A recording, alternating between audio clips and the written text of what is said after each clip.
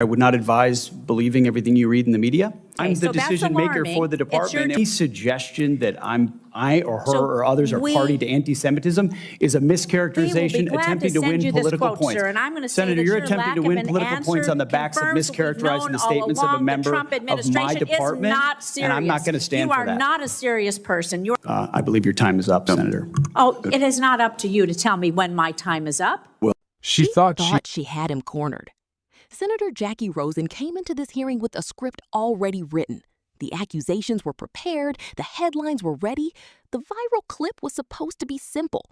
Put Defense Secretary Pete Hegseth on the defensive and force him into a political trap. But something unexpected happened. Instead of backing down, Hegseth pushed back. Hard. What started as a series of yes or no questions quickly turned into one of the most heated exchanges of the hearing. Accusations of anti-Semitism, questions about Pentagon leadership, disputes over media narratives, and then the moment that completely changed the tone of the room. You are not a serious person. With those 7 words, the hearing went from routine oversight to political warfare. And whether you agree with Hegseth or not, one thing became clear. Neither side was interested in backing down. Let's get into it. Mr. Secretary, we have a short amount of time, so I'm just going to ask a few simple questions, and I would just appreciate if, for some of them, you would just answer yes or no. And so, Secretary Hegseth, would you agree that every senior official in the Department of Defense must reflect the values and conduct that our service members must uphold and our citizens expect? Senator, we want to uphold the highest possible standards. I'll take that for a yes. So would you also agree, then, that anti-Semitism and anti-Semitic conspiracy theories have no place in our government or military? Yes or no? They should not. Thank you. So would you also agree that anyone who has posted, and I'm going to quote, anti-Semitic conspiracy theories lifted right out of a neo-Nazi playbook, end quote, shouldn't be anywhere near a position of power? Yes or no?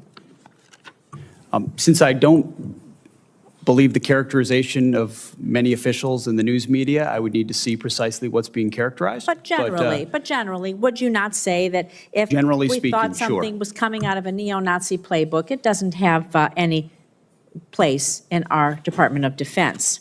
Now, Secretary Hegseth, the quote that I just read you was referencing Ms. Kingsley Wilson, the DOD press secretary. It's a direct quote from her, who my Republican colleagues on this committee have also expressed alarm over due to her comments. In fact, one colleague said, and I'm going to quote again, obviously I don't agree with her comments. I trust the Pentagon will address this, end quote. However, in the months since, not only have you not addressed these anti-Semitic comments, you have promoted Ms. Wilson. This seems to be at odds, honestly, with President Trump's commitment, very public commitment to combat anti-Semitism, which you just said you two agreed with. So, Secretary Hegseth, given the rise in anti-Semitic violence, hate crimes in our nation, and to show that the Trump administration, your administration, does have a zero-tolerance policy for anti-Semitism, will you dismiss Ms. Kingsley from her role as a U.S. military spokesperson today, yes or no? Again, that's why I referenced the context and characterization. Well, we'll send you the quote, I've worked sir. directly with her. She does a fantastic job, and there's any suggestion that I or her or others are party to anti-Semitism is a mischaracterization attempting to win political points. Sir, and I'm going to say Senator, that you're your attempting to win political points on the backs of mischaracterizing the statements of a member of my department, and I'm not going to stand for that. You are not a serious person. You are not serious about rooting out, fighting anti-Semitism within the ranks of our DOD. It's despicable. You ought to be ashamed of yourself. I'm going to move on to General Hawk. The sudden inexplicable dismissal of General Hawk. He serves both the director of the National Security Agency, commander of U.S. Cybercom. It's deeply concerning, raises significant questions about the decision-making process, its potential consequences. Public reports indicate that the removal of General Hawk, who has served his country proudly, has been influenced by social media influencer, a personality on social media, Laura Loomer, spreads conspiracy theories. She's been denounced even by Republicans. And the idea is that any leaders within our agencies responsible for our nation's security, somebody would be dismissed based on the advice of a social media influencer.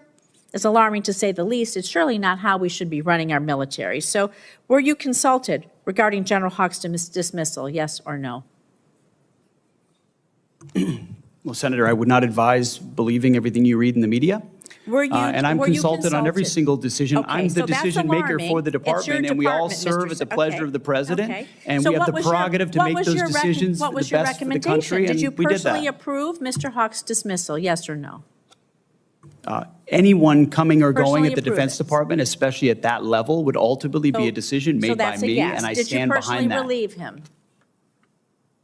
Excuse Did me? you personally relieve him? Yes or no? Anyone at that level You did, who is so that's a relieved yes. would be relieved by the Secretary of Defense. Was there a specific justification for General Hawk's dismissal? Was there a specific justification for General Hawk's dismissal?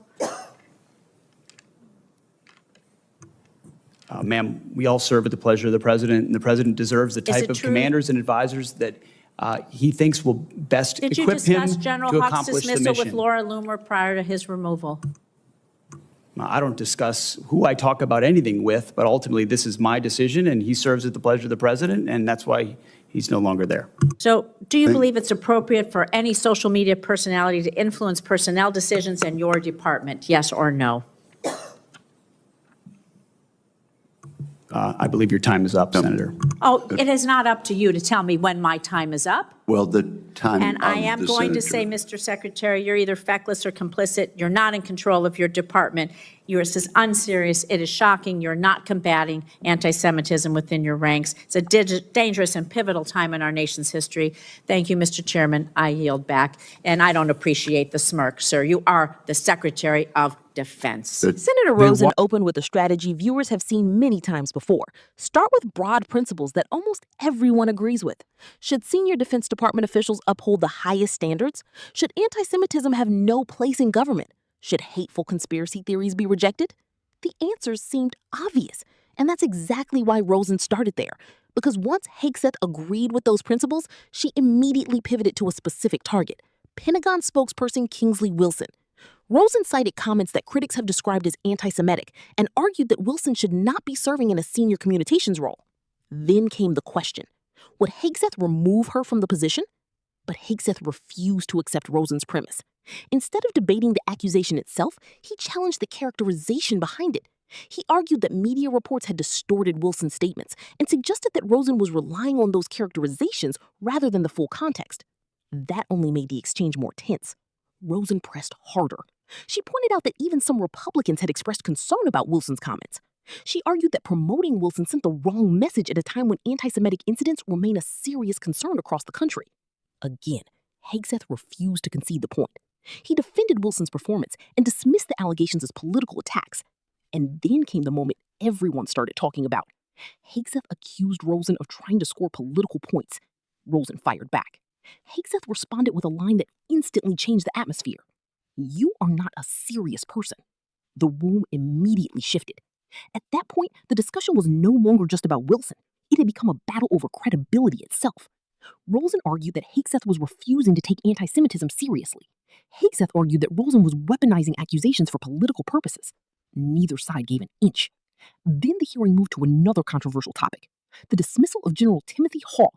As former director of the NSA and commander of U.S. Cyber Command, Hall held one of the most important national security positions in the country.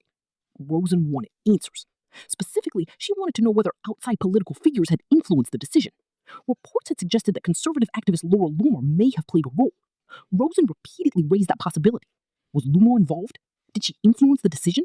Did Hegseth discuss the matter with her? Again, Hegseth refused to answer the question the way Rosen wanted. He stated that personnel decisions at that level ultimately belonged to the Secretary of Defense and the President. He emphasized that senior leaders serve at the pleasure of the President and that he stood by the decision. But Rosen kept pressing, and Hegseth kept pushing back. The more she focused on media reports, the more he challenged their credibility. The more he dismissed those reports, the more frustrated Rosen became. By the final minutes of the exchange, the hearing